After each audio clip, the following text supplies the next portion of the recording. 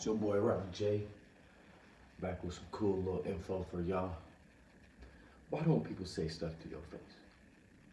It could be a multiple of reasons. You gotta observe that person's body language and how they react and respond to certain situations around other people. And you'll be able to identify which one. So when you've seen them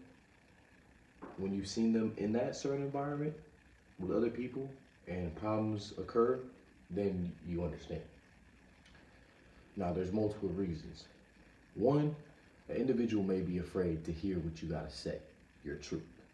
Now, that's most of the reasons why I have a hard time dealing with individuals when they won't say things to my face, because even if I got a problem with somebody, or if I peep somebody catching them in a lie, or just like, I'm never that petty. Until someone brings that pettiness to me, then I'm gonna be petty with them.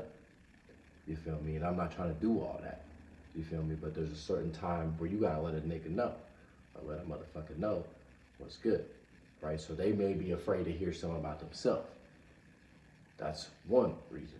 Number two, you may have a certain stature, you may have a reputation for beating people up, or being violent, or they may be afraid to see you get violent. So you could be a certain height, be a certain strength, especially as a male, if you're dealing with women, or even dealing with other men.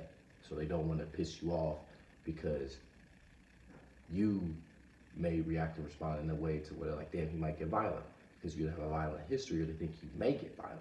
So they don't want to say anything to your face. You know what I'm saying? This is why you gotta find out through other people. Oh, this is what so-and-so said. And you're like, man, it's not even that big of a deal. You just know they talk shit. You know they suck. You know what I'm saying? Or you just see what's going on. You know they on some sucky shit. So that's just all it is, right?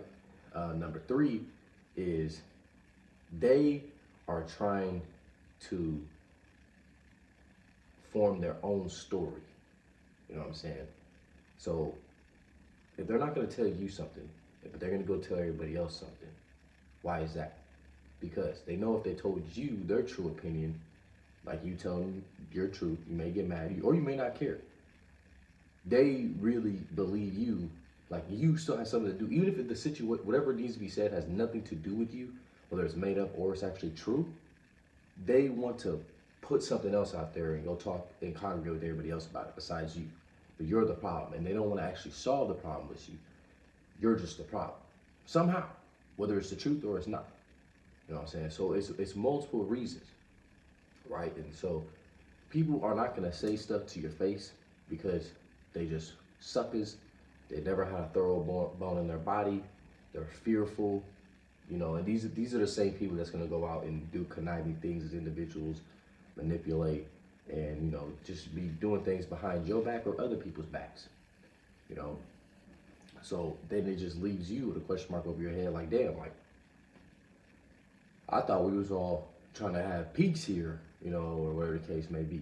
But you see, everybody has to get what they want in their own way. So nobody is the exact same. We know this. But at the end of the day, you gotta be able to identify suckers around you. You gotta identify the people who don't have that thorough bone in their body. You gotta look at the people when they see you, or they freeze up, or they gotta edit something.